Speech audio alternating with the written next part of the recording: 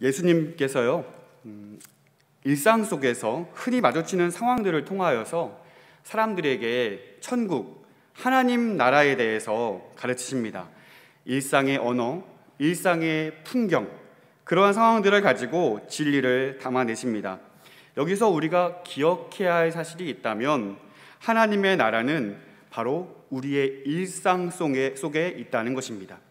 흔히들 생각하기를 하나님 나라는 눈물이 없는 곳, 슬픔이 없는 곳, 금길이 깔려있고 가장 아름다운 곳, 쉼이 있는 곳, 평화로운 곳, 많은 곳들을 상상하여서 우리의 일상과는 거리가 멀리 있는 곳으로 생각하기 쉽지만 예수님께서 말씀하시는 이 하나님 나라는 이미 와 있는 하나님 나라, 우리가 바라보고 우리가 기대하고 우리가 소망해야 할 가까이에 있는 하나님의 나라라는 사실을 우리는 늘 기억하고 바라볼 수 있어야 되겠습니다. 우리가 살고 있는 이 물질적인 세상과 기쁨이 충만한 하나님의 나라는 늘 언제든지 나란히 존재하는 세상입니다. 오늘 우리가 이 비유를 통해 살펴볼 하나님의 나라는 세 가지입니다. 먼저는 밭에 감추어진 보화와 같은 하나님 나라이고요. 두 번째는 좋은 진주를 구하는 장사와 같은 하나님 나라. 마지막 세 번째는 바다에 치고 각종 물고기를 모는 그물과 같은 하나님의 나라. 이 세 가지의 비유를 우리가 함께 조망하면서 오늘 우리에게 와 있는 하나님 나라를 더욱 사모하고 그 나라를 기쁨으로 살아갈 수 있는 저와 여러분 될 수 있기를 간절히 소원합니다. 먼저 보화와 좋은 진주의 비유를 살펴볼 텐데요. 이 두 가지의 비유를 하나님 나라의 시작에 대하여라고 볼 수 있겠습니다. 먼저 배경을 살펴볼까요? 2014년 2월 달에 미국에서 캘리포니아에서 한 노 부부가 산책을 하다가 어마어마한 걸 발견했습니다. 나무 밑에 땅 속에 실제로 금화를 발견하게 되는데 19세기 초반에 주조된 동전 금화들이라고 합니다. 무려 그 금화가 몇 개였냐면 1427개가 녹슨 깡통에 들어있는 것을 발견하게 됩니다. 그래서 이것을 실제로 감정해 보니 얼마였냐면 1000만 달러, 우리 돈으로 해보자면 약 107억 원이나 되는 그 금화를 집 뒤에서 산책하다 발견한 거예요. 남의 일이시니까 별로 안 놀라시는데 잠깐이라도 상상을 해본다면 야, 이런 일이 나에게도 있으면 얼마나 좋을까 생각이 듭니다. 잠깐 생각만 해도 얼마나 큰 기쁨이 우리에게 왔다 갔는지 모르겠습니다. 어떻게 이런 값진 보화가 땅속에 묻혀 있을 수 있을까요? 그 주인이 아마도 이 금화를 다른 누군가에게 맡기느니 땅속에 맡기는 게 가장 안전하겠다라고 생각한 것이 아니었을까요? 오늘 본문의 시대에도 가장 안전한 보물의 보관 방법은 바로 땅속에 묻는 것이었습니다. 사실상 일반인들에게는요, 그 재산이 집이나 가축, 땅 이렇게 부동산들이었다면 금화나 보화들은요 부자들에게만 있었다는 거예요. 그러니 이 보화, 금화들을 보관해 줄 만한 은행이나 마땅한 기관이 없었다는 사실입니다. 전쟁이나 도적대들이 출현하여서 이 부자의 집에 들어온다면 그 보화는 더 이상 자신의 것이 아니라 뺏겨버리고 마는 것이죠. 그래서 실제로 현명한 부자들은요, 이 전쟁의 기운이 느껴지면 재빨리 밖에 나가서 그 보화를 땅에 숨겼다고 합니다. 그것이야말로 가장 안전한 방법이었기 때문입니다. 그런데요, 문제가 하나 있어요. 그 보화를 제때 찾지 못하는 일이 발생한다는 거예요. 전쟁이 오랜 시간 동안 있었기 때문에 그 땅의 환경이 변화된 나머지 도통 그 보화를 어디다 숨겨놨는지 찾지 못하는 경우, 혹은 그 밭에 숨겨놓은 보화의 주인이 전쟁으로 인해서 죽게 된 경우, 그 보물을 찾지 못한 채 시간이 흘러 계속해서 땅속에 묻혀있게 된다는 사실입니다. 이처럼 밭에 보화는 있지만 그것이 누구의 것인지 알지 못하는 일들이 허다했다는 사실입니다. 자, 44절 말씀 보실까요? 44절을 보시면 천국은 마치 밭에 감추인 보화와 같으니 사람이 이를 발견한 후 숨겨두고 기뻐하며 돌아가서 자기의 소유를 다 팔아 그 밭을 사느니라. 아멘. 누군가는 이 본문을 보면서 이 사람의 도덕성을 의심할 수도 있겠습니다. 밭에 감추어진 것을 봤으면 그 주인에게 빨리 알려줘서 주인으로 하여금 그 보화를 잃어버리지 않게 하는 것이 옳지 않은가라고 생각한다는 것이죠. 그런데 이 사람은 이 사실을 숨기고 되려 그 밭을 사서 보화를 빼앗은 거나 다름없다라고 생각한다는 것입니다. 하지만 우리가 방금 이 시대적인 배경을 살펴보았던 것처럼 그 밭에 묻혀있던 보화는, 그 보화의 주인은 그 밭의 주인이 아닐 수도 있다라는 사실입니다. 실제로 이 보화를 발견한 사람이 그 밭을 사겠다고 했을 때 만약 그 보화의 주인이 그 땅의 주인이었다면 그 보화를 먼저 찾아낸 다음에 그 땅을 팔았을 거예요. 근데 오늘 본문을 보니까 그 주인은 그것을 확인하지 않은 채 그 밭을 이 사람에게 팔아버리고 맙니다. 두 번째 비유의 배경을 살펴볼까요? 제가 몇 년 전에 필리핀 단기 선교를 다녀온 적이 있어요. 열심히 준비한 사역들을 잘 감당하고 마지막 날이 되었을 때 선교사님이 이런 말씀을 하시더라고요. 열심히 수고했으니 좋은 데 가봅시다. 그래서 선교 대원들과 함께 마지막 날 밤에 한 빌딩으로 찾아갔습니다. 상가죠, 상가. 3층으로 된 상가였는데 1층과 2층과 3층 전부 하나의 품목만 팔았어요. 진주를 파는 곳이었습니다. 진주 목걸이, 진주 팔찌, 진주 반지, 진주 옷, 진주로 만든 모든 것이 판매하는 장소가 바로 그곳이었습니다. 더욱 놀랐던 사실은 너무 싸다는 거예요. 이거 가짜 아닌가 싶을 정도로 가격이 너무나 저렴했던 거예요. 선교사님께 왜 이렇게 싸요? 이렇게 물어봤더니 설명해 주시기를 일반인들은 찾지 못할 작은 티가 있는 제품들이 있다라는 거예요. 그 말을 듣고 진주를 하나를 들어서 자세히 살펴보았어요. 아무리 찾아봐도 모르겠더라고요. 그냥 영롱한 빛 그 자체, 그 진주였다는 거예요. 본문에는 진주 장사가 나옵니다. 그가 극히 값진 진주를 하나 발견하더니 자기의 소유를 다 팔아서 그 진주 하나를 삽니다. 티 하나 없는 진품이었던 것 같습니다. 그런데 아무리 좋아 보여도, 아무리 티가 없는 것처럼 보일지라도 자신이 가진 전 재산을 팔 정도로 이 진주 하나리 값진 것이었는가에 대한 의문이 남습니다. 과연 그랬을까? 그 당시를 떠올려 본다면 그랬습니다. 유대 전통에 따르면요, 진주를 이렇게 얘기하더라고요. 사람이 죄를 지은 것에 대하여 천사가 흘린 눈물이 바다에 떨어져서 만들어진 것. 그러니까 이 진주는 뭐예요? 천사의 눈물이라 할 정도로 그것을 값진 보물로 인식했다는 것입니다. 성경에도요, 진주의 가치에 대해서 이렇게 말씀하고 있어요. 잠언 3장 15절 말씀 보시면 지혜는 진주보다 귀하니 너의 사모하는 모든 것으로 이에 비교할 수 없도다. 아멘. 사모하는 모든 것과 이 진주를 동격으로 보고 있습니다. 물론 이 진주보다 귀한 것이 지혜라고 이야기하고 있지만 모든 사람들이 좋아하고 모든 사람들이 아끼고 모든 사람들이 선호하는 그 보석이 바로 진주였음은 오늘 본문을 통하여 분명히 드러나고 있죠. 그래서 진주는 왕족의 보물로 인식이 되었습니다. 실제로 로마 황제였던 율리우스 시저 시대에는요, 이 진주를 왕족 가문만, 왕족의 혈통만 착용할 것이라는 명령이 주어지기도 하였습니다. 진주 장사는 그 자체만으로도 귀한 진주 중에서도 진짜 진주를 발견하게 되었고 자신의 전부를 팔아서 그 값진 진주 하나를 사는데 성공했습니다.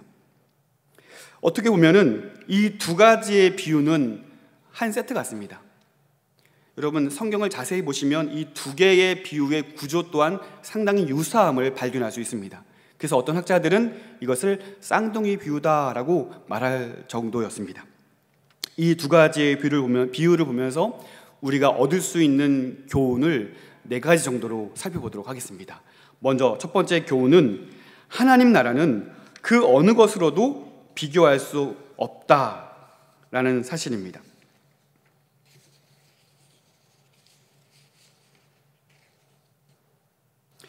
두 비유 모두 하나님 나라는 값으로 따질 만큼, 그 무엇으로도 비교할 수 없을 만큼 귀하다는 사실을 힘주어 강조하고 있습니다.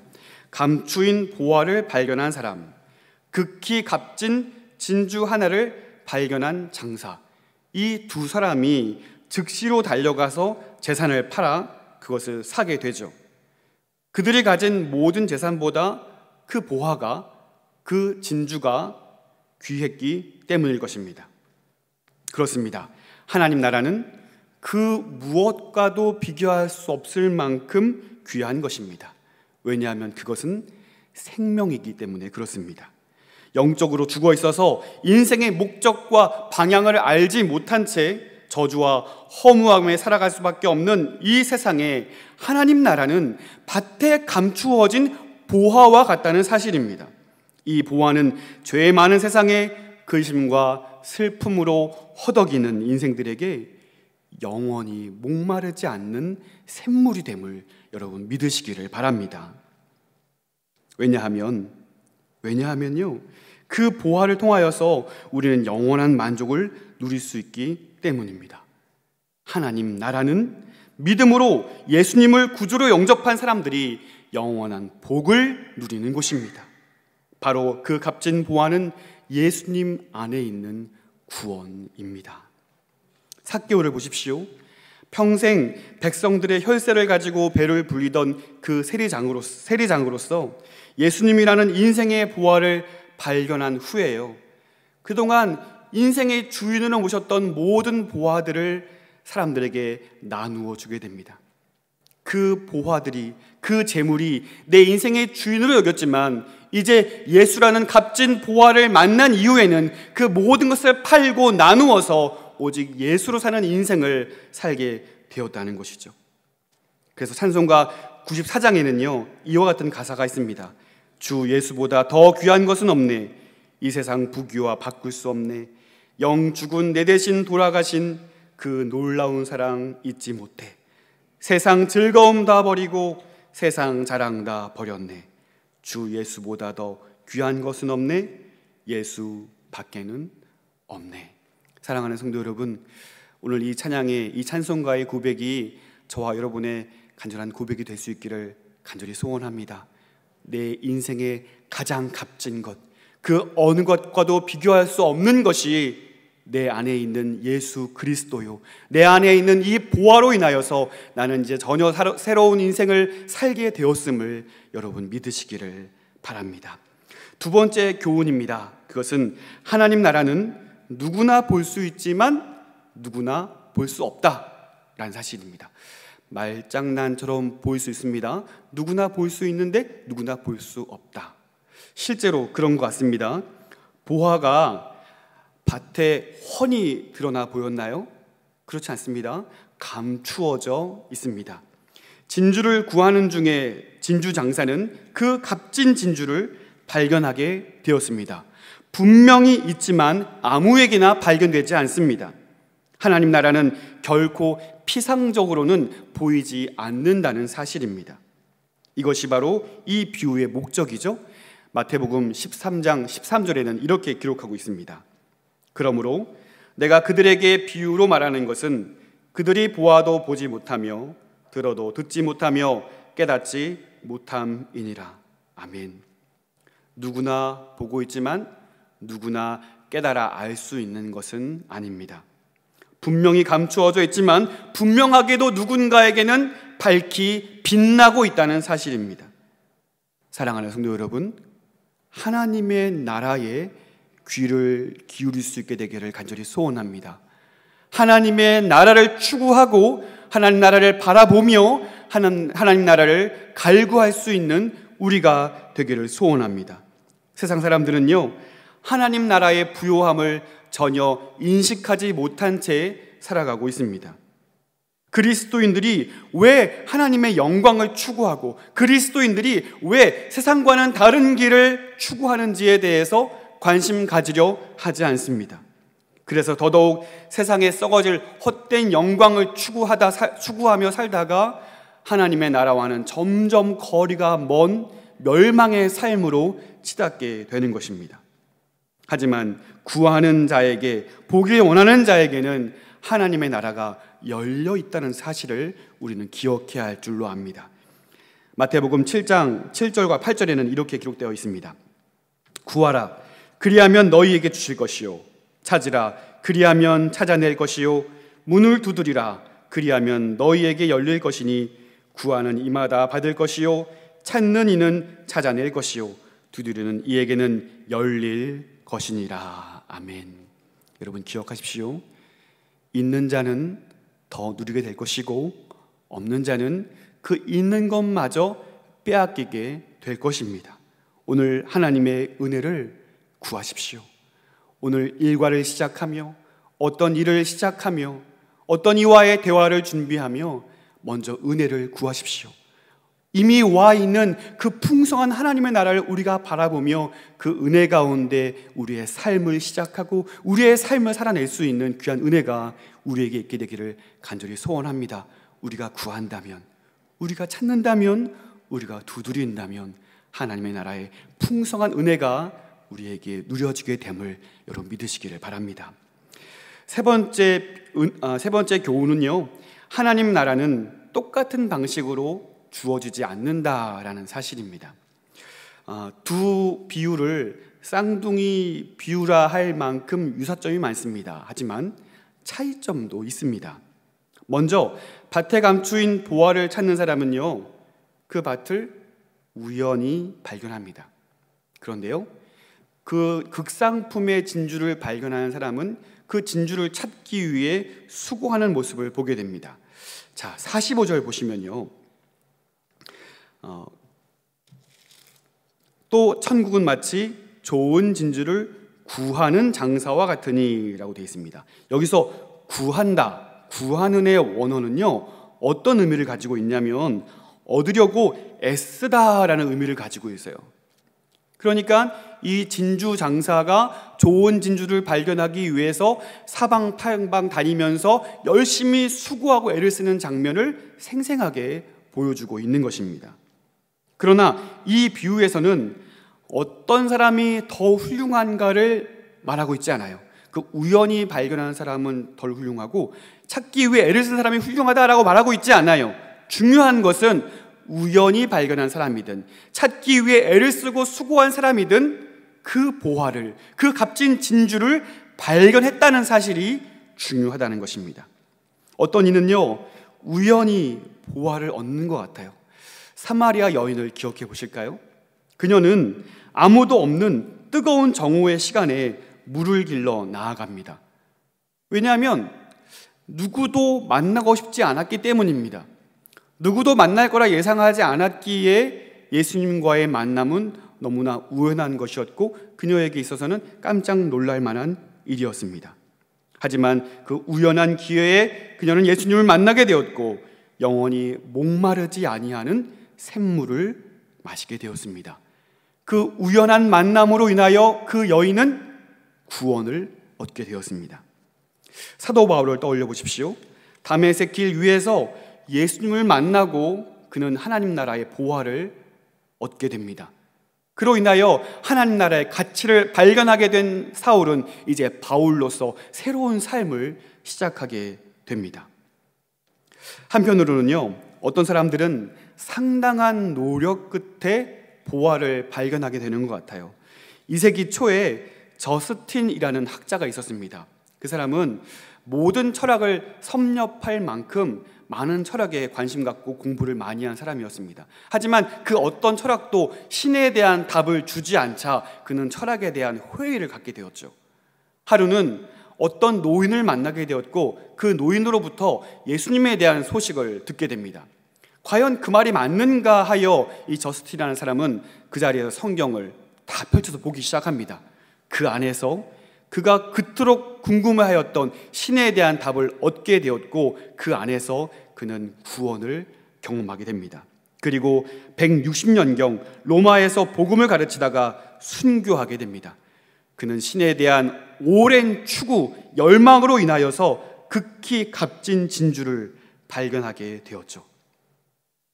어떤 사람들은 우연히 하나님의 나라를 발견한 것처럼 보이고 어떤 사람들은 많은 시간 동안 공을 들여서 하나님 나라를 발견하는 것처럼 보입니다.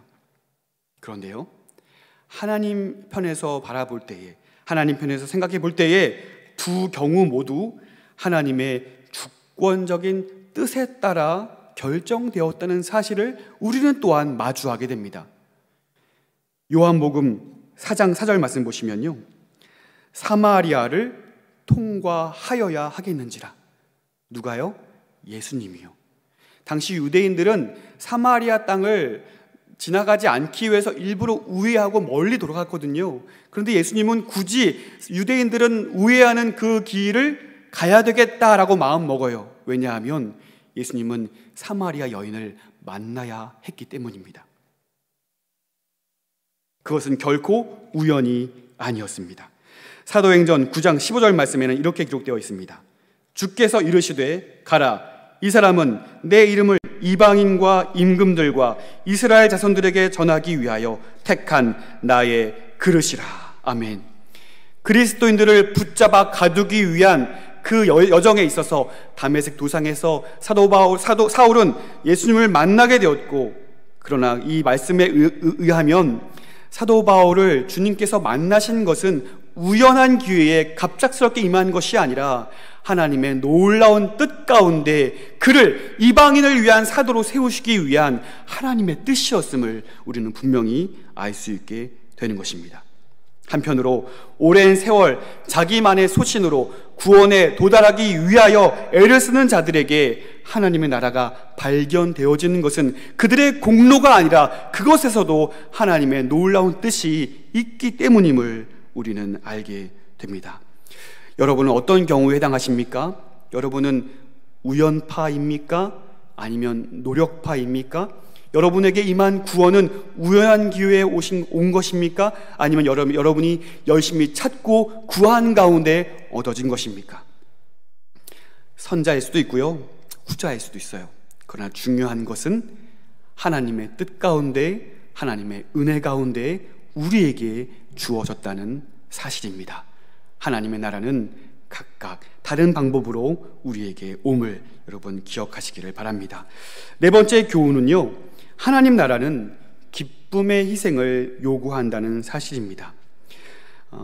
두 뷰의 공통점이 있다면 자기들의 재산을 모두 팔아서 보화를 샀다는 점입니다.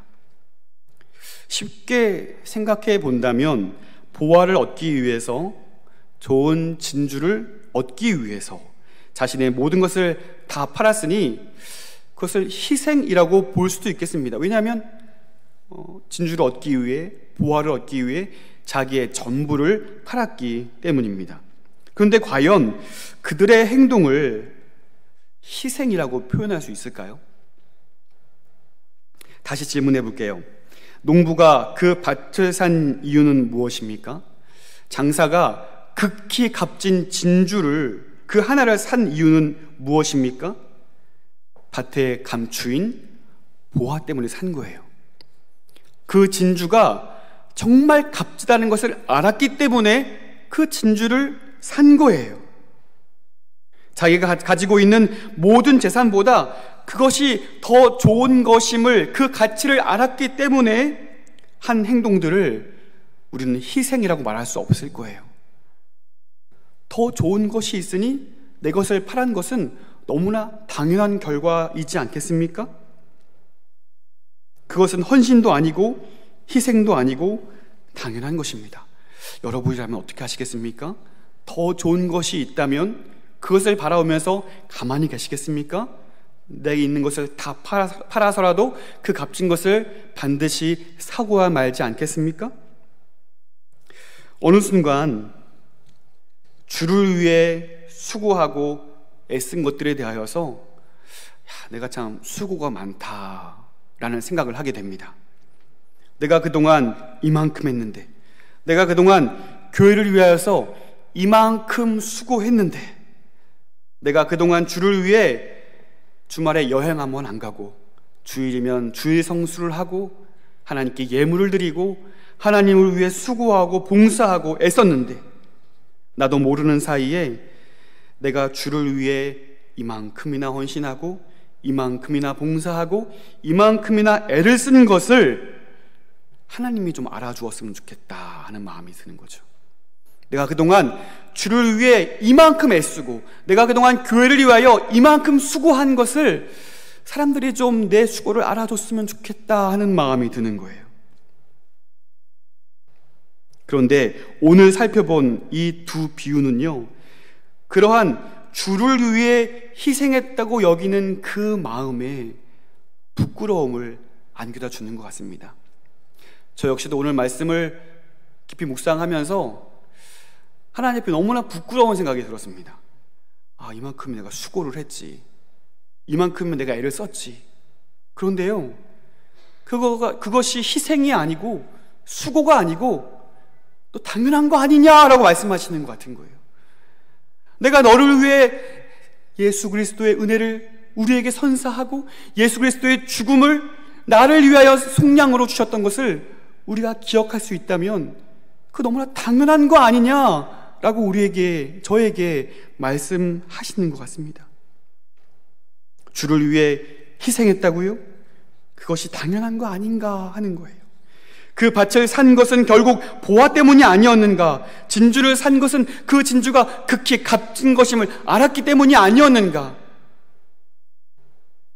내가 예수 그리스도를 영접하고 그 구원의 기쁨으로 인하여서 이 삶을 새로운 삶으로 살아갈 때에 그 어떤 것도 두려움 없이 기쁨 가운데 살아갔을 때, 하지만 시간이 흘러 그 기쁨의 여운이 사라지고 그 모든 수고들이 의무가 되어서 당연히 해야 하는, 마땅히 해야 하는 책임과 의무로만 남아서 기쁨이 사라진 채 수고로움만 남았다면, 오늘 이 비유는 우리에게 다시 한번 기쁨의 희생을 요구하고 있는 것입니다. 이 사람들이 자기의 모든 것을 기꺼이 다 팔아서 보화를 사고 진주를 산 중요한 이유는 기뻤기 때문입니다. 한번 생각을 해보시겠습니까? 그 밭에 감추어진 보화를 발견했던 그 순간, 많은 진주들 중에 극히 값진 진주를 발견했던 그 장사의 첫 마음, 그것이 어떤 기쁨이었을까요? 그 기쁨은 그로 하여금 가만히 있지 못하게 했어요. 즉시로 달려가서 자신의 전부를 팔아서 그것을 사게 할 만큼 그것은 기쁨이었고, 그것은 즐거움이었고, 그것은 영원한 만족이었다는 사실입니다. 결코 그 누구도 그에게 희생을 강요하지 않았습니다. 기뻤기 때문에 그 일을 감당한 거였어요. 빌립보서 3장 7절과 8절 말씀에는 이렇게 기록되어 있습니다. 그러나 무엇이든지 내게 유익하던 것을 내가 그리스도를 위하여 다 해로 여길 뿐더러 또한 모든 것을 해로 여김은 내 주 그리스도 예수를 아는 지식이 가장 고상하기 때문이라. 내가 그를 위하여 모든 것을 잃어버리고 배설물로 여김은 그리스도를 얻고. 아멘. 바울 역시요, 앞서서 살펴보았던 저스틴만큼이나 엘리트 중에 엘리트였을 거예요. 최고의 학문을 수학했던 사람입니다. 그가 다메섹에서 예수님을 만난 이후 이렇게 고백하고 있는 거예요. 진짜 귀한 것을 마주하는 사람은 아까울 것이 없는 거예요.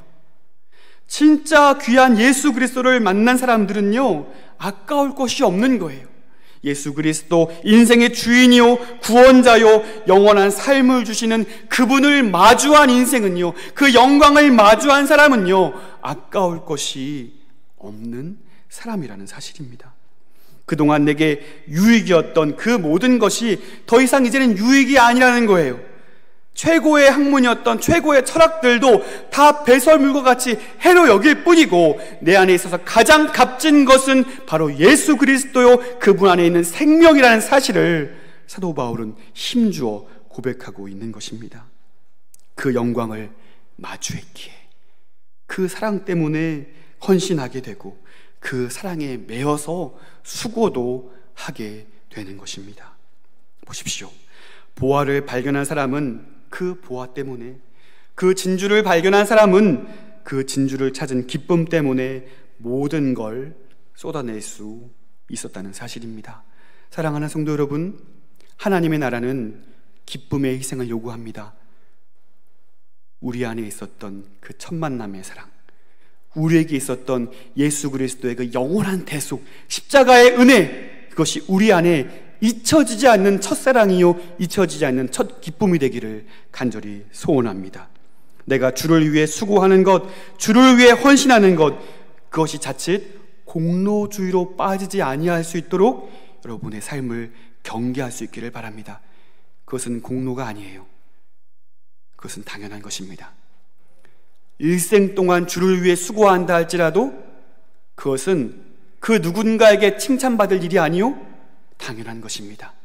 내가 수고할지라도 나는 무익한 종이요 라고 말할 수밖에 없는 것이 우리 그리스도의 사랑을 받은 사람들의 삶의 태도임을 여러분 기억하시기를 바랍니다. 그러한 의미에서 이 보화의 비유, 진주의 비유는 하나님 나라의 시작이에요. 하나님을 알고 예수를 알고 가장 값진 것을 알았기에 이제 새로운 삶의 출발에 서 있는 거예요. 그렇다면 보화와 진주를 발견하여 그것을 산 우리의 반응, 우리 신자들의 삶은 어떠해야 할까요? 그것에 대하여서 다음 비유가 우리에게 일러주고 있는 것입니다. 하나님 나라의 결말에 대하여서, 우리 신자들의 삶의 태도에 대해서 이 그물의 비유는 우리에게 교훈하고 있습니다. 그물의 비유, 배경에 대해서 한번 살펴볼까요? 그물로 번역된 단어는요, 저인망 또는 쓰레그물이라고 볼 수 있겠어요? 사진을 좀 보실까요? 배 두 개에서 길다랗게 선을 연결하고 그물을 이어서 두 배가 쭉 가면서 그 바다 안에 있는 모든 물고기들을 다 잡는 방식이 바로 이 그물이라고 볼 수 있겠습니다. 그렇기 때문에 그물이 지나가는 곳에 거의 모든 종류의 물고기들을 잡을 수 있는 것이죠. 특히 본문에 각종 물고기라고 되어 있어요. 각종 물고기라고 되어 있는데 그 원문을 직역하면은 사실 물고기라는 말은 없고요, 모든 종류의라고 해석할 수 있어요. 그러니까 물고기를 비롯하여서 바닷속에 서식하고 있는 모든 생물을 가리키고 있는 것입니다. 문제는 물고기냐 물고기가 아니냐가 아니라 모든 종류의 생물이 잡혀 올라오지만 그물에 있는 좋은 것은 그릇에 담기고 못된 것은 버림을 받게 된다라는 것이 이 비유의 중요한 골자이겠습니다. 이 비유에 교훈이 있어요. 그 교훈을 살펴볼 텐데요, 하나님 나라를 가장 잘 설명할 수 있는 표현이 있다면 그것은 바로 이미와 아직일 거예요. 예수 그리스도의 오심으로 하나님의 나라가 이미 시작이 되었지만 우리가 알고 있는 대로 아직 완성은 아닙니다. 예수님께서 다시 오시는 재림의 날 하나님의 나라가 이 땅 위에 임하게 될 것입니다. 그러므로 그물의 비유는 이미 시작된 하나님 나라를 살고 있는 이 세상에 의인들과 악인들이 함께 공존한다는 사실을 보여주고 있습니다. 48절 말씀 보실까요? 초반절에 그물에 가득하매라고 되어 있어요. 이 가득하매, 가득하여지다라는 표현은요, 구약 성경의 표현들을 볼 때 때가 찼다라는 표현으로 볼 수 있습니다. 그러니까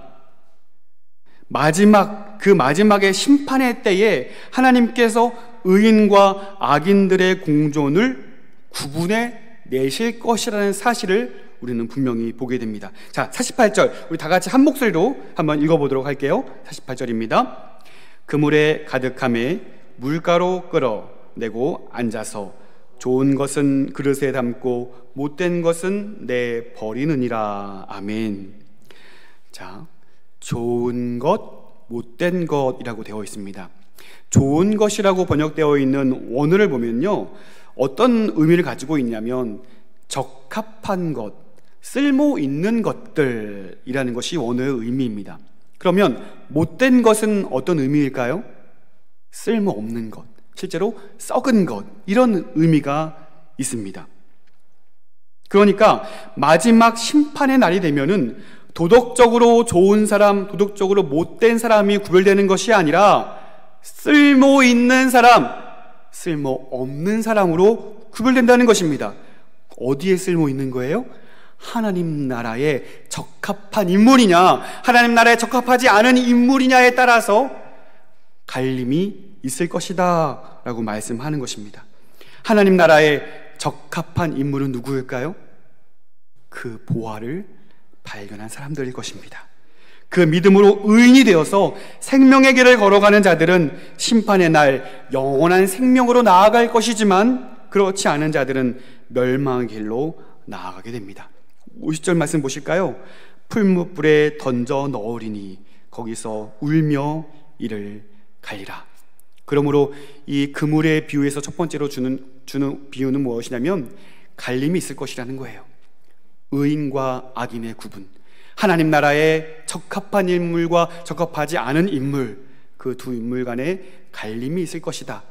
하나님 나라, 이미 시작된 하나님 나라에는 이들의 공존이 있다라는 것을 우리에게 알려주고 있습니다. 두 번째 교훈은 하나님 나라에 적합한 인물들에게는 인내와 훈련이 필요하다라는 사실을 우리에게 더불어 알려주고 있습니다. 사실 이 말씀을 듣고 있는 제1의 청중들은 누구였냐면 바로 제자들이었습니다. 여러분, 다른 사람들은 몰라도 제자들은 하나님 나라의 제1순위 아니었을까요?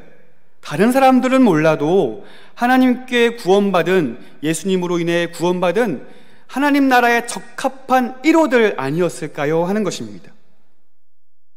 그들 모두 스스로 의인들이라고 생각하고 있었지만 사실상은 그렇지 않은 것 같습니다. 예수님께서 붙잡히시는 그날 밤에 그 누구도 예수님 편에 서 있는 사람이 없었습니다. 아무도 떠나지 않겠습니다, 내가 주님을 위해 결코 떠나지 않겠습니다, 호언장담한다 할지라도 그 위기의 순간에는 아무도 그 자리를 지키지 못했고, 위기의 순간에는 예수님을 부인하고 말았습니다. 그러므로 이 그물의 비유는 우리 신자들에게 마지막 날까지, 그 심판의 날까지 우리는 인내해야 한다는 것을 도전하고 있습니다. 내가 그래도 성경을 다독했는데, 내가 주일 성수를 한 번도 빠지지 아니하였는데, 내가 그동안 신앙생활을 한 게 몇 년인데, 내가 교회에 직분을 가지고 있는데, 그러한 것들로 인하여 우리가 안심하지 않게 되기를 바랍니다. 그물이 드리워져 모든 것을 끌어내는 그날이 올 때 저와 여러분은 어느 편에 설 것인가를 우리는 기억해야 할 줄로 믿습니다. 때로는 그날이 너무 더디와서 우리 마음의 위기감이 사라지려고 할 때 그물 비유는 우리에게 다시 한번 삶을 돌이켜 인내와 훈련의 삶을 살아갈 것을 우리에게 교훈해 주고 있는 것입니다. 여러분, 거룩하신 하나님의 백성은요, 하나님의 거룩하심과 같이 거룩을 담는 삶을 살아야 할 줄로 믿습니다. 지름길이 없어 보입니다. 우리가 특별히 코로나19 시대를 살아가고 있어요. 교회가 많은 정죄와 비난을 당하는 것 같기도 합니다. 교회의 영광이 모조리 사라진 것 같은 어려움의 시대를 살아가고 있습니다.